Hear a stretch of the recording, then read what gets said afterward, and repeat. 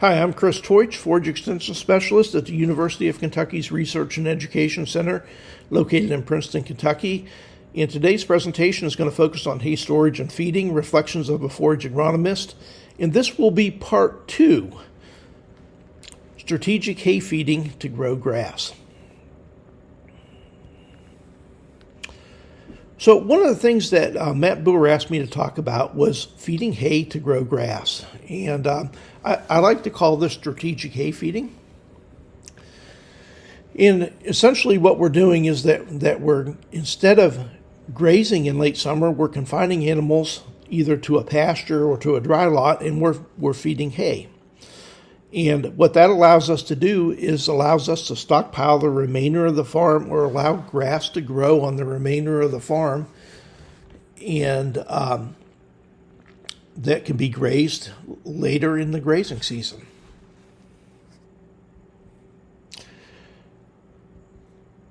There's some benefits of strategic hay feeding. In one, we use less hay because the cows were dry. If they're dry when we're feeding the hay, they have a lower nutritional requirement, and we're going to need less supplementation of that hay. The conditions tend to be better for hay feeding. We have less mud and longer days. And then we can utilize our stockpile forage later in the grazing season when the cow's nutritional requirements are higher. Generally speaking, stockpiled tall fescue is almost always higher in forage quality than most of the hay that we're producing. And that's going to require less supplementation for lactating cows. Have a cleaner calving surface. Instead of having animals standing around in the mud eating hay, we're moving animals through pastures, grazing stockpile, and keeping them on a clean surface. And we have improved nutrient distribution within that grazing system by strip grazing those pastures. And we're going to have reduced feeding costs and improved profitability of the whole system. And that's really what we're after, is thinking about how we can use hay to increase the profitability of our system.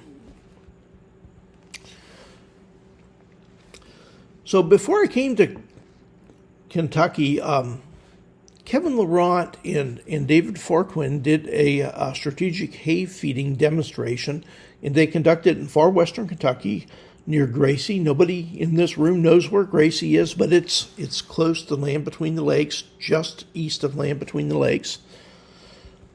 In this strategic hay feeding demonstration, they weaned the calves in mid-September and put the cows onto corn stalks until early October.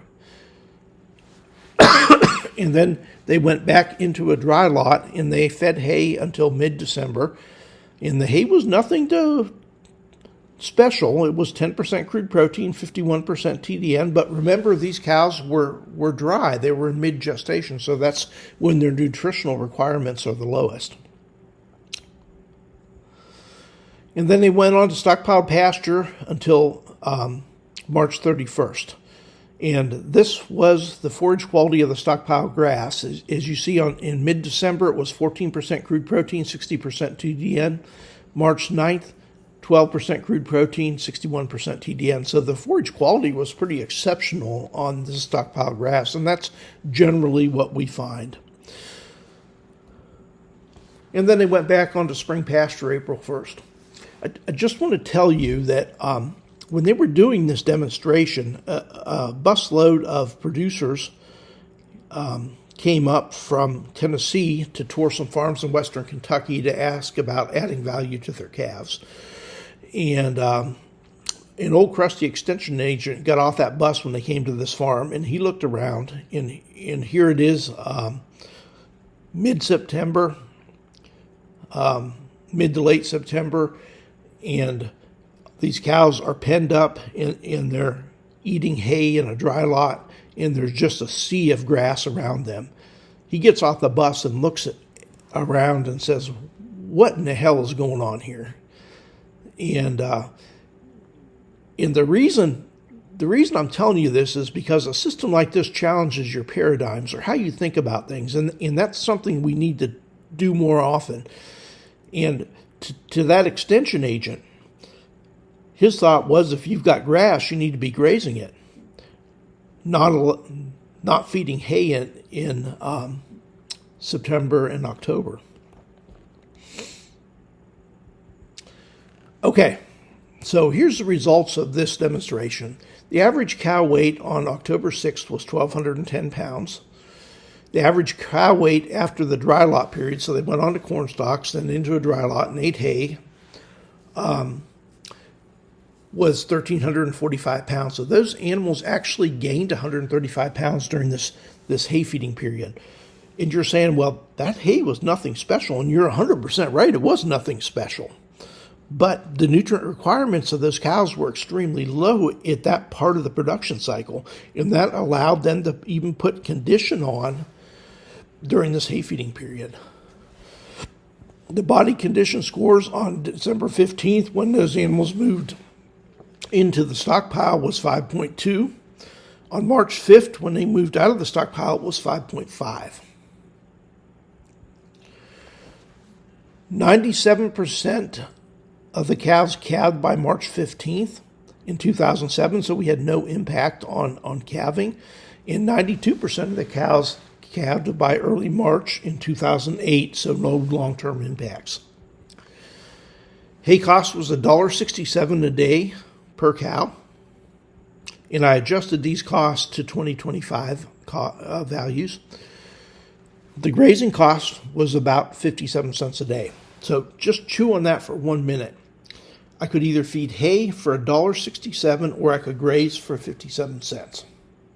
Now, if I was feeding hay in the winter when those cows were lactating with a calf by their side, I would have to add another probably 40 to 50 cents worth of supplement to that hay to make sure that they were not losing condition. So that's going to bring our hay feeding cost up to around $2 a day. So that it's about a third to a fourth as much to graze than feed hay. And that's an important part of understanding how to remain profitable in grazing systems. We need to allow those animals to harvest as much of their own forage as possible in order to maintain profitability. Now, a side note on this demonstration is that they had a pretty moderate drought in 2007, and David had saved a whole barn full of hay by doing the strategic hay feeding and stockpiling, so he did not have to go out and buy additional hay in the middle of a drought. Okay. The last part of this section, Matt asked me to go over a hay budget, and I don't want to spend too much time on that. This is an old budget from Gordon Groover at Virginia Tech, and I just updated it with current numbers. And the point that I want to make is that when we add up our total cost, total variable and fixed cost, we're somewhere in that range of around $120 per ton. And I know there's some of you in the audience saying, I can produce hay for $90 a ton or $80 a ton. And that might be true if you don't replace the fertilizer you're taking out and you don't charge anything for your labor and all your equipment's paid for. Maybe you can make it for less. But I think if you're realistic and really account for your cost, you're going to be in that $100 to $120 range most of the time for just a simple grass hay. That's the end of part 2. If you're interested in watching part 3, please go back to the playlist and click on part 3.